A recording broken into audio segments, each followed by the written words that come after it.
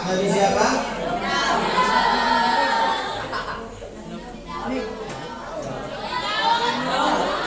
Di Mesir, di Mesir.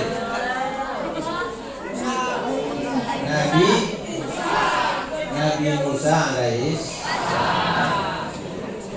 Oke, hadirin sekalian, yang pertama itu Nabi Yusuf alaihis. Nabi Yusuf itu nabi yang paling ganteng. Sebelum beliau diangkat dari nabi, kisahnya itu sangat menggetarkan. Nabi Yusuf bermimpi. Tahu mimpinya apa? Bagaimana mimpi Nabi Yusuf? Bulan, bintang, dan matahari, bulan, dan bintang semuanya sujud. Sujud itu artinya apa?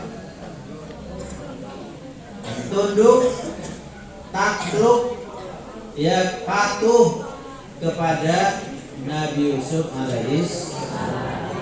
Nah, artinya apa? Nabi Yusuf sejak kecil sudah dapat mimpi, ya, sudah terestriksi, sudah masuk di dalam alam pikiran dan batin Nabi Yusuf. Diceritakan ini mimpi Nabi Yusuf kepada ayahnya Yakub.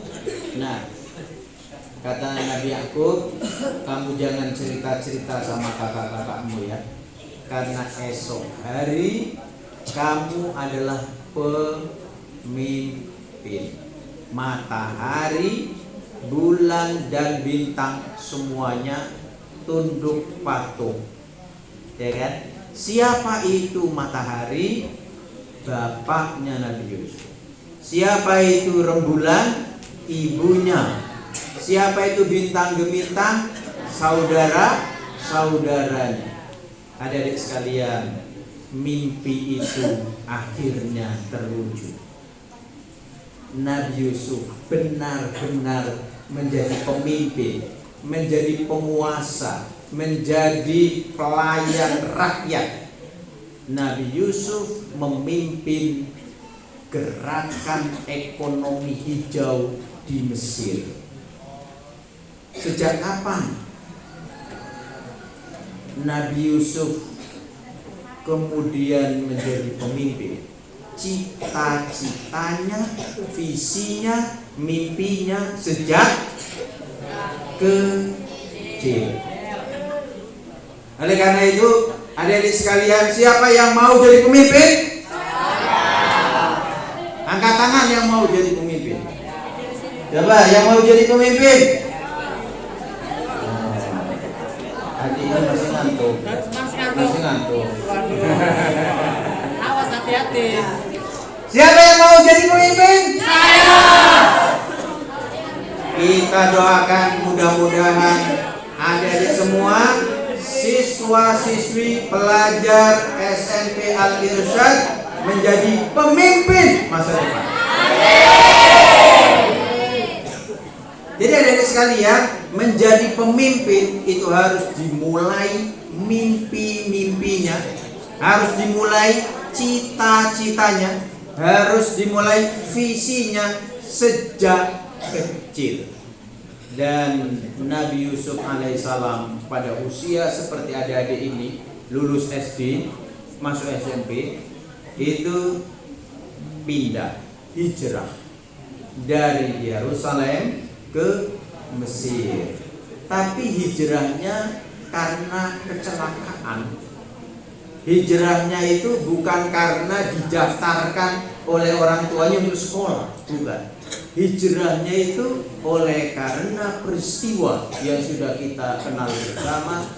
Nabi Yusuf dibuang oleh saudara-saudaranya ke dalam sumur, dan Allah selamatkan dari sumur itu melalui pedagang, dan kemudian Nabi Yusuf alaihissalam diperjualbelikan di pasar budak, dan kemudian Nabi Yusuf kecil diambil, dibeli sebagai budak oleh salah satu bangsawan di Mesir. Adik-adik sekalian, untuk menjadi pemimpin di masa depan kadang perlu penderitaan. Dan Nabi Yusuf menjadi gambaran bagi kita. Visi, cita-cita, mimpi menjadi pemimpin itu diwujudkan melalui proses yang panjang, dan proses itu membutuhkan pengorbanan. Proses itu menghendaki kesetiaan kita terhadap visi dan cita-cita. Adik-adik sekalian, kalau Nabi Yusuf, ya kan, menjadi pemimpin masa depan dan dimulai dengan berbagai penderitaan sebagai budak, sebagai pelayan, maka bagi kita sederhana sekali. Kita adik-adik semua, pelajar-pelajar SMP Al-Irsyad ini, insya Allah menjadi pemimpin di masa depan dengan cara belajar. Dan belajar itu membutuhkan ketekunan. Ulangi lagi, belajar membutuhkan ketekunan. Tekun itu artinya maju terus, pantang. Oke, adik-adik sekalian, Nabi Yusuf kemudian masuk penjara. Pernah dengar kisahnya Nabi Yusuf masuk penjara? Masuk penjara. Dan masuk penjara itu bukan sesuatu yang memalukan. Karena masuk penjaranya Nabi Yusuf itu bukan karena melakukan kriminalitas. Masuk penjaranya itu bukan karena mengkhianati negara. Masuk penjaranya itu bukan karena merampas hak orang lain. Masuk penjaranya itu karena membela kebenaran. Dan itu banyak. Bung Karno membela Indonesia merdeka, dipenjarakan. Bung Hatta membela Indonesia merdeka, dipenjarakan. Dipenjarakan itu bukan sesuatu yang memalukan jika dipenjarakan itu untuk membela yang benar. Gitu? Oke? Buya Hamka masuk penjara juga, ya kan? Tapi beliau dipenjarakan karena mempertahankan keyakinannya tentang Islam dan jalan politiknya yang benar. Adik sekalian, nah Nabi Yusuf itu ketika di penjara ada temannya, ya ada temannya di situ, ya kan, yang juga di penjara. Mimpi dia, lalu diberi tafsir terhadap mimpi.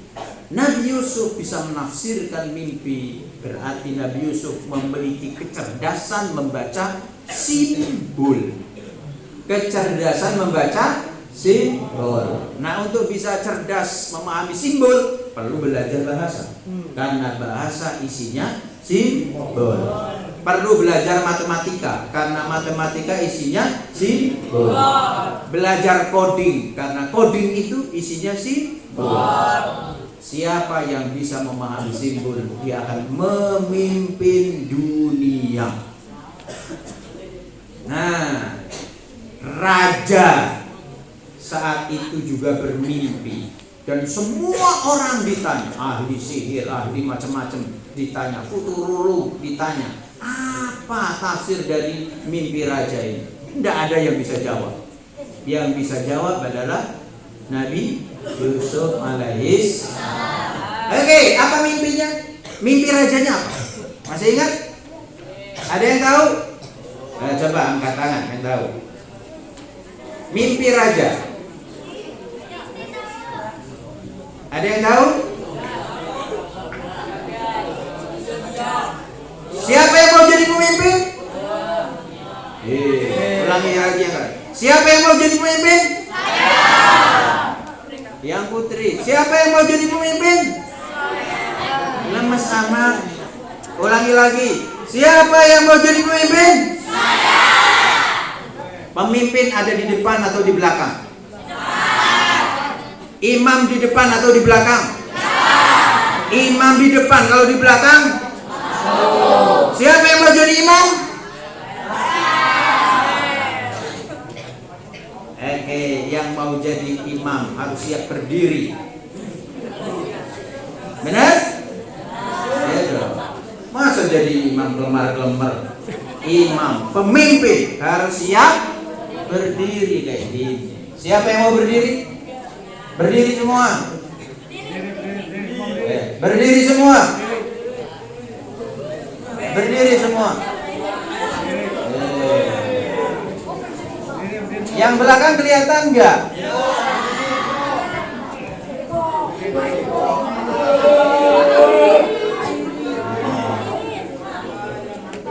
Ini masih ada yang ngelekep.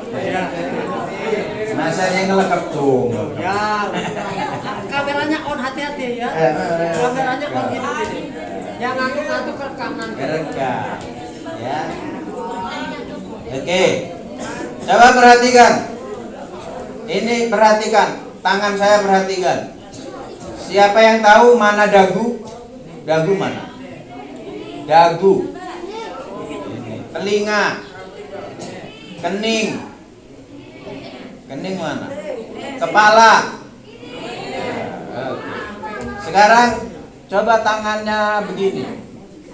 Ikuti kata-kata saya. Ikuti kata-kata saya. Oke. Semakin cepat. Semakin cepat. Semakin cepat. Pegang dagunya masing-masing.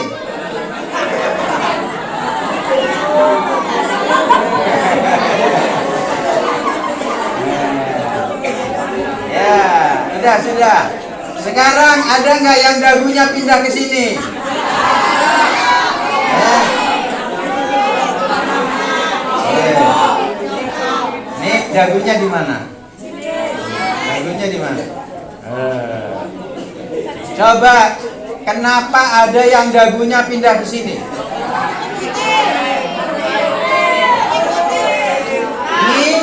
Ngikutin. Ngikutin apa?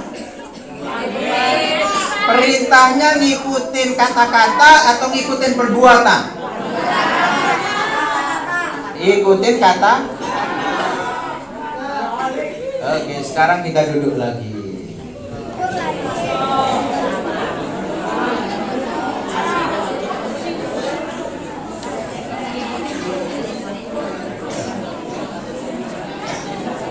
Ya, oke. Adik-adik sekalian, ternyata adik-adik sebagian dagunya pindah dari sini ke. Kenapa dagunya pindah? Oleh karena ngikutin. Nah, jadi ternyata pemimpin itu yang diikuti kata-katanya atau perbuatannya? Kata-katanya atau perbuatannya? Kata-kata. Ketika kata-kata dan perbuatan berbeda, mana yang diikuti? Ternyata meskipun dibilang pegang dagu, dia pegang karena yang di depan kata-katanya tidak sama dengan perbuatannya. Masyarakat lebih suka mengikuti perbuatannya daripada kata-katanya. Adik-adik sekalian, ada nggak pemimpin yang kata-katanya dengan perbuatannya beda? Ada tidak? Ada tidak? Kalau ada, apalagi banyak, jangan pernah ditambah lagi.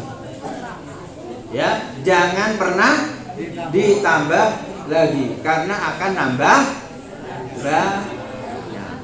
Oke. Siap? Oke. Kita lanjutkan. Jadi, adik-adik sekalian, raja mimpi. Di dalam mimpinya itu ada 7 sapi. Sapi apa?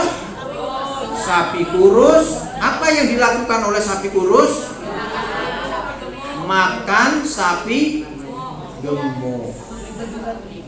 Raja mimpi aneh. dan para futurolog saat itu, ya, orang yang bisa membaca masa depan saat itu di sekeliling raja, nggak ada yang ngerti ini mimpi apa maksudnya. Tidak ada yang mengerti. Yang mengerti siapa? Nabi Yusuf alaihissalam. Berarti Nabi Yusuf adalah futurolog canggih. Adik-adik sekalian, oke, saya tanya, kenapa sapi jadi kurus? Kurang makan. Kenapa sapi gemuk? Banyak makan. Apa makanan sapi?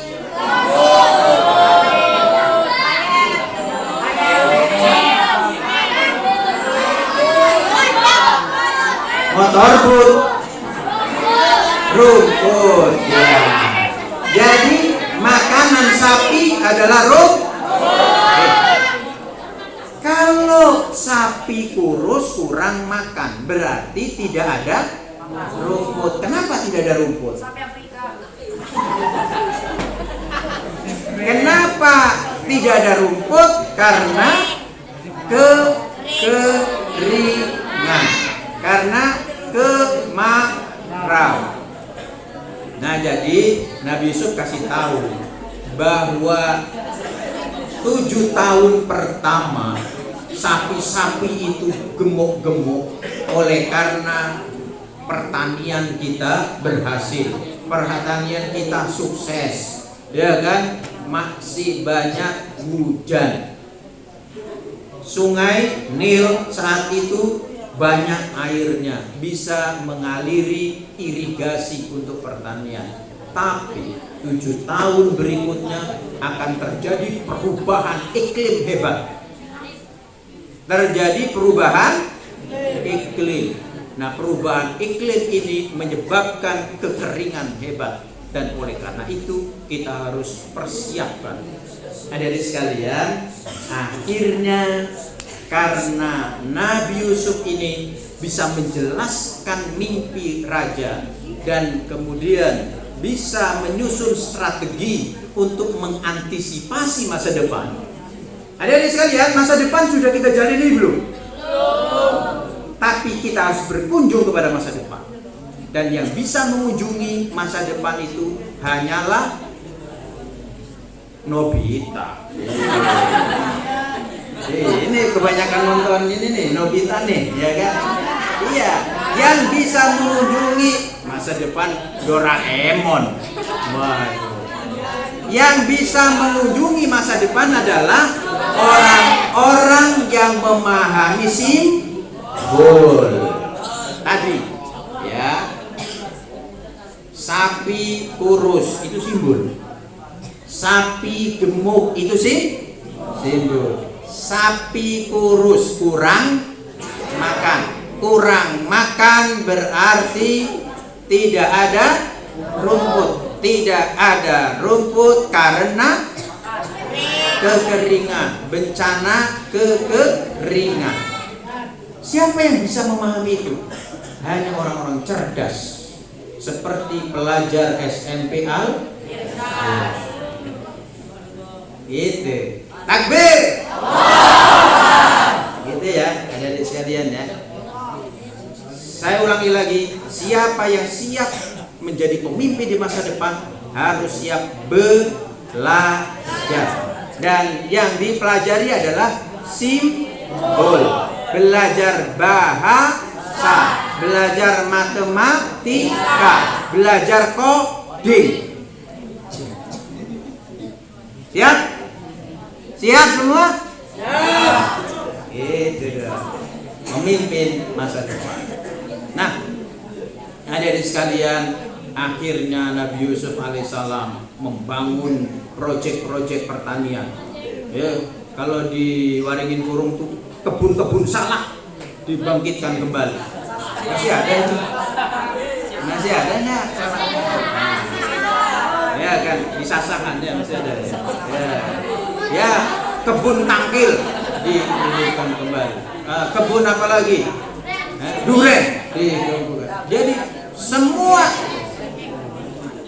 sektor pertanian dikembangkan, kebun, ya, ladang, sawah, ya, irigasi, sumber irigasinya dari sungai Nil.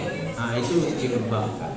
Dan adik-adik sekalian, hasil panennya oleh Nabi Yusuf dijual atau disimpan? Disimpan atau dijual?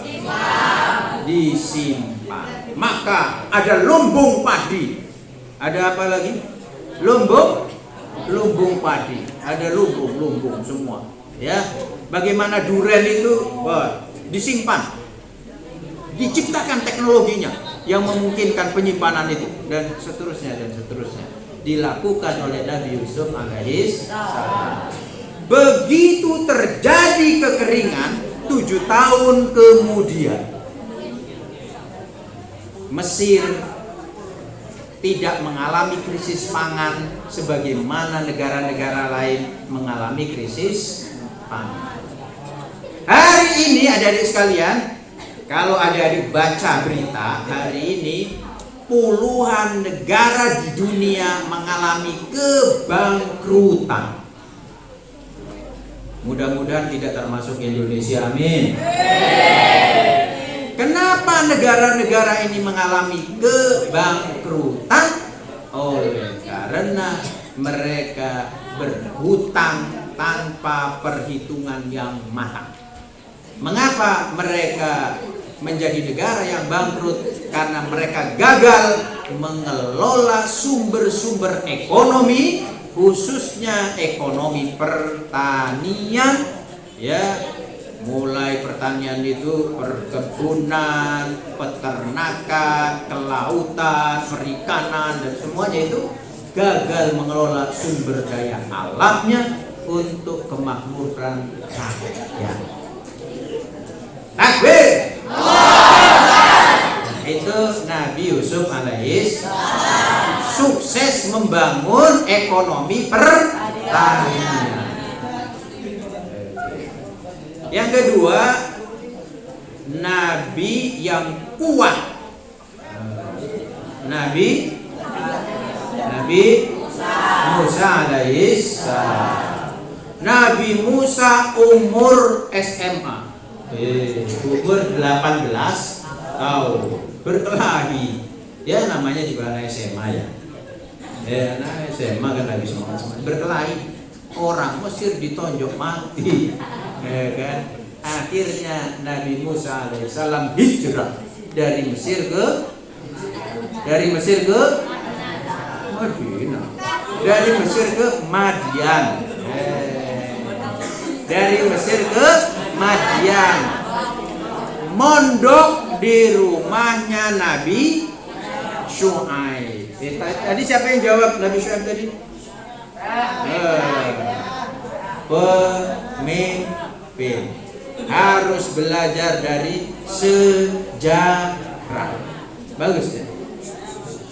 Nabi Musa hijrah dari Mesir ke Madian, mondok di rumahnya Nabi Syuaib.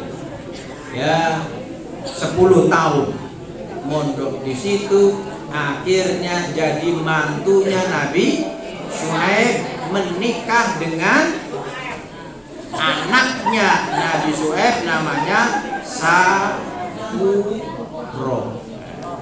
Ya, adik-adik sekalian, Nabi Musa alaihissalam berbeda dengan Nabi Yusuf.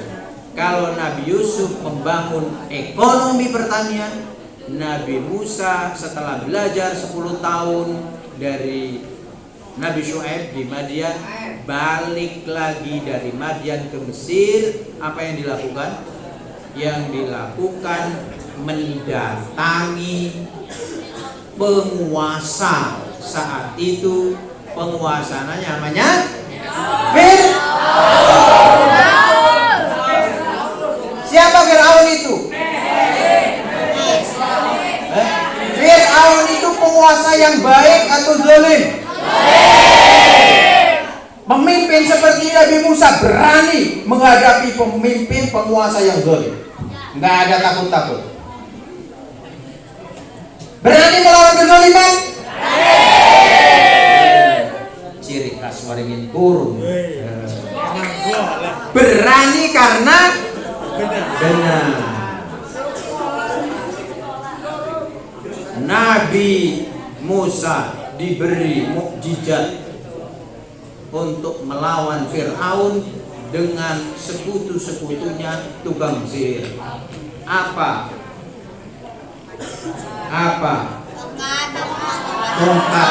Tongkat ajaib. Ya, tongkat. Tongkat ini dulunya adalah tongkat untuk mengusir serigala, untuk mengurus kambing. Sekarang untuk melawan Fir'aun. Celing, jadi apa? Ya kan? Luar biasa. Adik-adik sekalian, untuk menjadi pemimpin yang hebat kita membutuhkan tongkat. Kita membutuhkan tongkat. Itu adalah pegangan. Kita perlu pegangan. Kalau orang waringin kurung, apa itu tongkatnya? Keris, arit, kan? Palu, apa lagi? Gergaji. Tapi pemimpin masa depan, tongkatnya itu bernama laptop. Iya dong. Bernama komputer. Bernama siapa yang menguasai teknologi informasi, dia akan memimpin dunia. Jadi Nabi Musa dikasih waktu dikejar-kejar oleh pasukan Fir'aun masuk di Laut Merah. Apa yang dilakukan oleh Nabi Musa dengan tongkatnya? Laut terbelah. Tongkat penyelamat. Jadi setiap pemimpin perlu tongkat, perlu pegangan hidup, perlu falsafah hidup, perlu. Nah, adik-adik sekalian, itu kisah Nabi Yusuf dan Nabi Musa alaihissalam. Dua-duanya untuk menjadi pemimpin masa depan hijrah. Nabi Yusuf hijrah dari Yerusalem ke Mesir. Nabi Musa hijrah dari Mesir ke Madian. Dari Madian kembali lagi ke Mesir. Sekarang Nabi kita Muhammad Sallallahu Alaihi Wasallam, pemimpin akhir zaman. Nah, Nabi kita Muhammad Sallallahu Alaihi Wasallam ini, adik-adik sekalian, lahir dalam keadaan yatim. Lahir dalam keadaan yatim. Yatim punya bapak enggak? Enggak punya bapak. Ya kan? Usia 6 tahun, usia 6 tahun Nabi ditinggalkan oleh ibunya wafat. Berarti usia 6 tahun Nabi yatim piatu. Sedih nggak? Sedih. Diurus oleh siapa Nabi? Oleh kakeknya sampai usia 8 tahun. Kakeknya wafat, diurus oleh pamannya. Siapa nama pamannya? Abu Thalib. Siapa nama kakeknya? Abdul Muthalib. Pamannya Nabi yang bernama Abu Thalib banyak anaknya, sedikit duitnya. Banyak anaknya, sedikit duitnya. Nah, karena Nabi numpang dengan paman yang seperti itu, anaknya banyak, duitnya sedikit, apa yang dilakukan oleh Nabi agar survive? bekerja. Nabi bekerja sebagai penggembala. Usia 12 tahun Nabi membantu pamannya berdagang. Perdagangannya bukan dari Waringin Kurung ke Kramat Watu atau ke Pasar Rawu, bukan. Tapi perdagangannya dari Mekah ke Syam. Perdagangan internasional. Umur berapa tahun? 12 tahun. Nabi sudah bekerja dengan tangannya sendiri menghasilkan uang. Umur berapa? 12 tahun. Masih minta uang? Kalau nggak dikasih masih nangis? Waduh.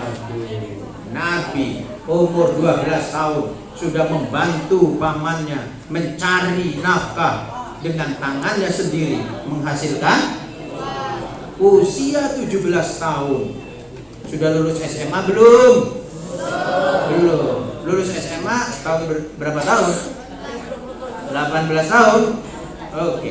Nabi usia 17 tahun sudah menjadi manajer perdagangan internasional. Usia 17 tahun. Ya. Oke, adik-adik sekalian, Nabi bekerja dengan tangannya sendiri. Artinya apa? Untuk menjadi pemimpin di masa depan harus berani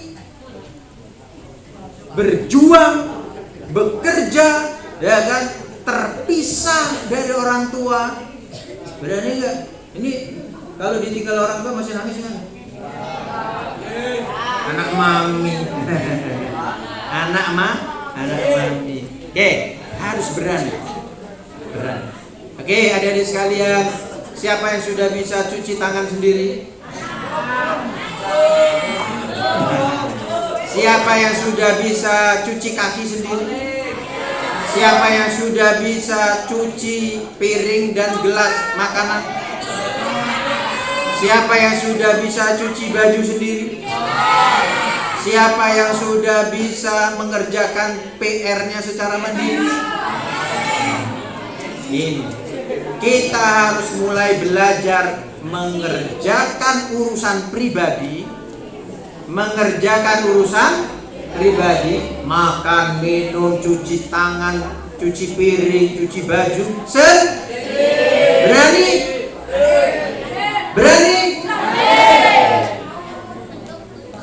Dan kita juga harus mulai berani seperti Nabi membantu keluarga, membersihkan rumah, membersihkan sekolah, membersihkan asrama, menanam tanaman-tanaman, mulai dari kebun rumah tangga, tanaman obat, tanaman apalagi untuk bumbu-bumbu dapur, taman-taman sekolah. Harus kita berani menanam. Esok hari kita akan, ulangi lagi, kalau kita sekarang berani menanam, maka esok hari kita akan memanen. Ini nanam enggak, pengennya petisan. Oke, ya, pemimpin masa depan seperti itu.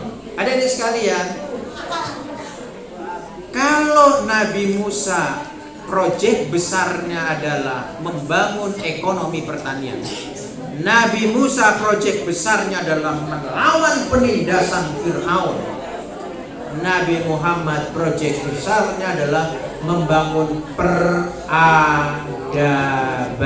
Ulangi lagi, apa proyek besar Nabi Muhammad? Membangun peradaban. Bagaimana caranya membangun peradaban itu? Periksalah perintah pertama Allah kepada Nabi kita Muhammad Sallallahu Alaihi Wasallam. Apa perintah pertamanya?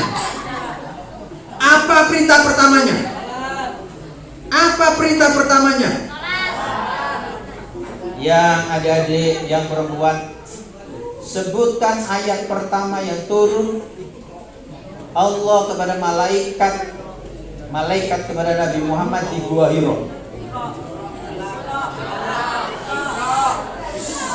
Perempuan aja. Coba. Apa ayat pertamanya? Al-Alam. Bunyinya?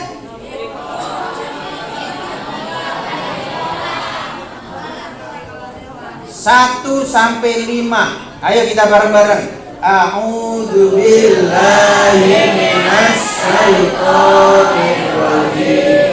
Bismillahirrahmanirrahim. Iqra bismi rabbikal ladzi khalaq. Khalaqal insana min 'alaq. Iqra wa rabbukal akram. Alladzi 'allama bil qalam. 'allamal insana ma lam ya'lam. Shadaqallahu. Saya minta yang putri aja. Ulangi lagi. 1, 2, 3 tahun.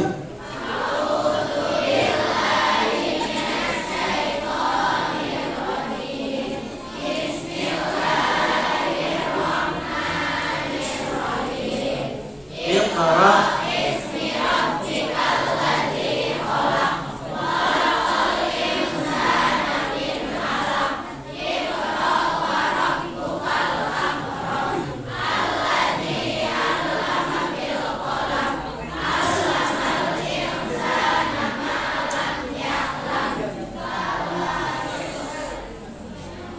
Yang laki-laki dibelah 2.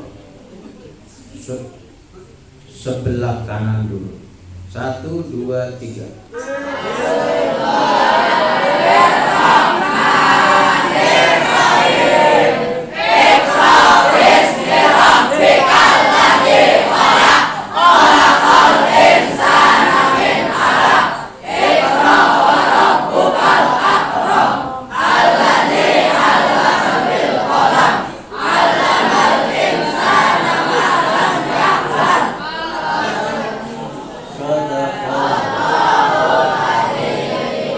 Kita dengerin, ini lebih kompak nggak?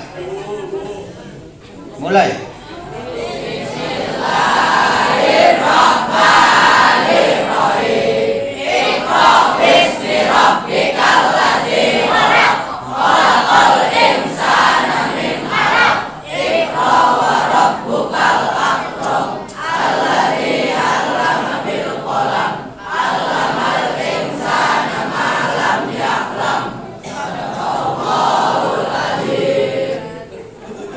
Oke. Hafal ya semua ya. Iqra itu artinya baca apa? Baca apa? Baca Quran. Baca apa lagi? Baca buku. Baca apa lagi? Situasi. Baca kondisi. Baca lingkungan. Baca potensi alam di sekitar kita. Baca. Ini Pak Kepala, anak-anak baca Quran sehari berapa kali? Sekali. Waktu subuh ngaji? Subuh ngaji nggak? Sore ngaji nggak? Ngaji di waktu subuh dan di waktu pagi sama aja. Waktu subuh dengan waktu pagi. Waktu maghrib. Subuh dan maghrib. Gerakan mengaji subuh dan maghrib. Insya Allah menjadi pelopor peradaban. Ya. Iqra bismi rabbikal ladzi khalaq. Khalaqal insana min 'alaq. Iqra wa rabbukal akram. Bacanya sekali apa 2 kali? Sekali apa 2 kali? Iqra. Iqra artinya baca sekali tidak cukup. Bacalah berulang-ulang. Setuju? Siapa yang sudah membaca Al-Quran khatam? Berapa kali khatam? Siapa yang bulan Ramadan menghatamkan Quran? Takbir. Ini hebat. Yang belum menghatamkan tahun ini, tahun 1440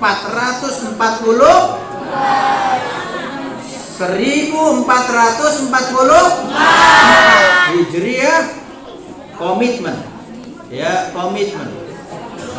Khatam Quran sekurang-kurangnya 1 kali.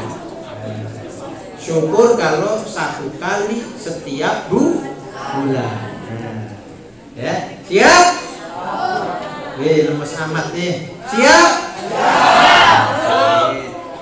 Iqra wa rabbukal akram. Kalau adik-adik pelajar SMP Al-Irsyad ini membaca dan membaca, pasti Allah dengan kemurahannya memberikan wawasan, memberikan pengetahuan, memberikan ilmu yang bermanfaat. Ya, cukup enggak? Alamal insan. Iqra wa rabbukal akram. Alladzi 'allama bil apa qalam? Ini qalam. Qalamun artinya adik-adik sekalian, baca buku, sudah selesai baca buku, jangan lupa sediakan kertas tulis. Baca buku, jangan lupa laptop ketik. Apa yang dibaca tadi dituangkan kembali dengan pikiran kita sendiri, ya, menjadi gagasan-gagasan baru. Siap? Siap menulis?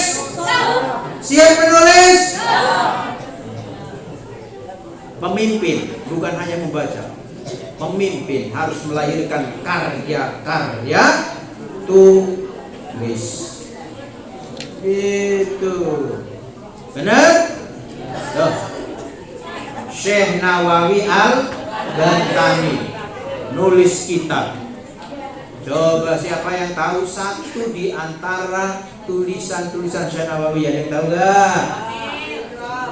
Nama kitabnya Syekh Nawawi, ada yang tahu? Ada yang tahu? Nanti tahu ya. Ada yang tahu? Tafsir Munir. Orang Banten menulis kitab tafsir Al-Quran, dan kitab tafsir ini dibaca bukan hanya oleh penduduk Banten, bukan hanya oleh penduduk Indonesia, tetapi oleh penduduk dan semua yang mempelajari ilmu syariah di seluruh dunia, termasuk di pusat peradaban Islam di Makkah, Madinah, Mesir. Ya, Syekh Nawawi terkenal sebagai intelektual muslim yang moderat dalam pemahaman akidah, di dalam pemahaman fikih maupun dalam pemahaman tasawuf dan tarekat. Adik-adik sekalian, siapa yang mau meneruskan perjuangan Syekh Nawawi? Siap? Siap? Ya. Jadi membaca lalu coba yang perempuan membaca lalu Pak Rahmat, ini nanti banyak penulis dari Al-Irsyad. Takbir! Gimana Pak Maman, siap? Gitu dah. Nah, membaca menulis. Ayat yang kelimanya gimana bunyinya? Coba. Allamal insana malam ya'lam. Allah akan mengajari kita semua malam ya'lam, apa yang sebelumnya kita tidak ketahui, kita belum pernah baca sebelumnya, kita belum menulis berikutnya. Lalu Allah memberikan inspirasi, memberikan ilham kepada kita. Lalu kita bilang aha, gitu kan? Kita yes, gitu kan? Karena kita menemukan sesuatu yang baru. Akan lahir kreator-kreator, akan lahir inovator, dan kreator itu, inovator itu lahir dari SMP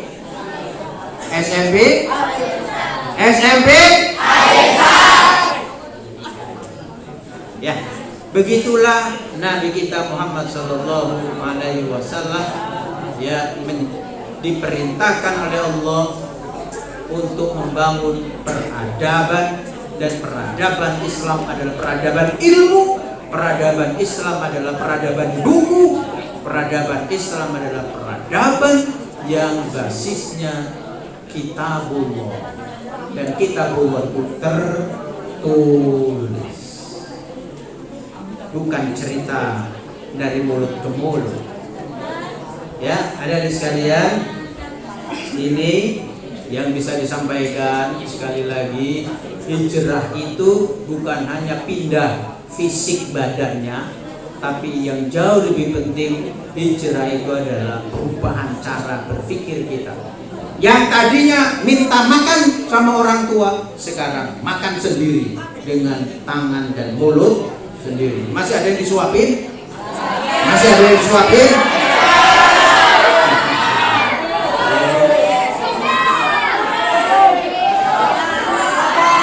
Nih,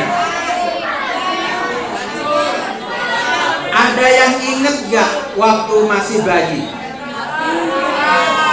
Waktu masih di dalam perut, makan melalui orang ibu yang makan.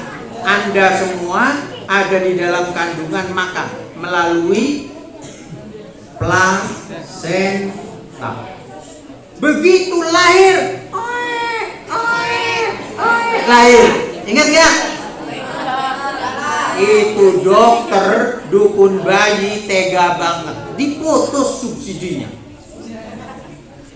Katanya, kata dokter, kata dukun bayi, kamu gak boleh lagi makan melalui plasenta, makan dengan mulutmu sendiri, tidak pakai tangan, pakai mulut, tidak pakai. Namanya menyusui.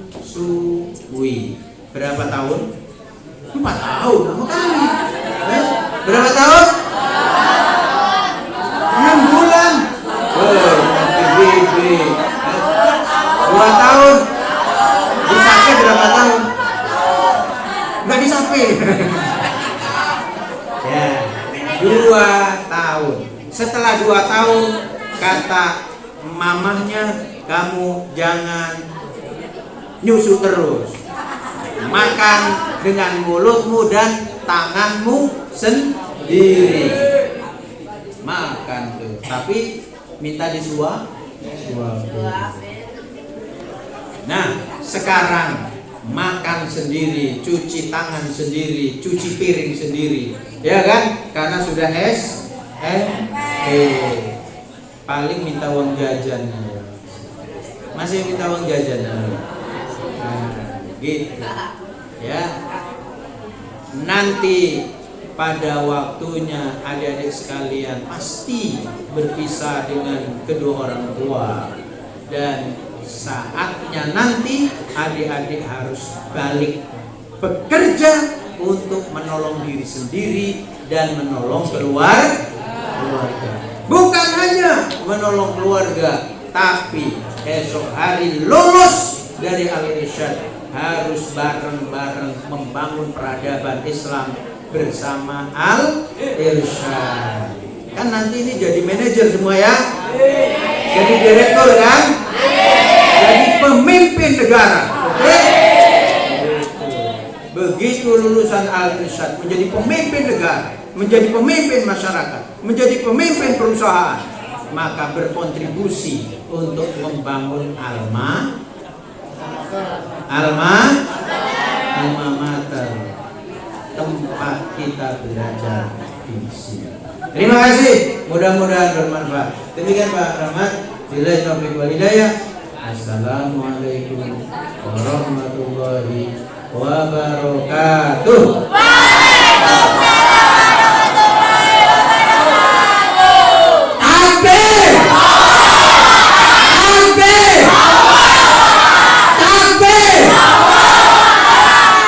Ibu bapak, adik-adik sekalian, karena pawai tadi masih dalam kerangka penilaian, maka tausiah ini juga bagian daripada kerangka penilaian yang nanti bisa ditambahkan oleh pihak panitia. Siapa yang berani, baik laki-laki maupun perempuan, untuk bertanya? Acungkan tangan. Tolong dicatat panitia. Ada yang berani bertanya? Ya. Mana? Laki-laki atau perempuan? Acungkan tangan. Ada yang bertanya? Berani? Itu silakan berdiri. Beri takbir yang meriah. Takbir. Silakan berdiri adik yang di sana. Iya. Ada adik semuanya diam. Diam semuanya karena mic-nya tidak sampai ke sana. Silakan ajukan pertanyaannya, sebutkan namanya, tolong ditulis kelasnya kelas apa. Panitia masukkan ke dalam tambahan nilai. Silakan.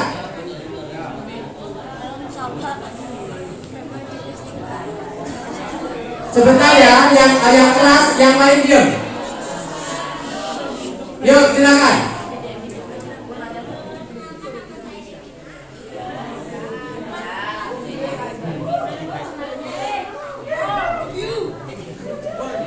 Diam. Apa? Ulang lagi nggak kedengeran? Diam.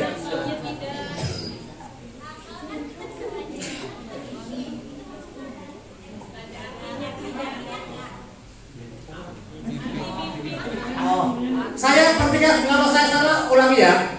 Kalau kita bermimpi, apakah mimpi kita itu ada artinya atau tidak? Begitu? Oke, Devina dari kelas 9C. 9C tidak? Cek, oke. Takbir.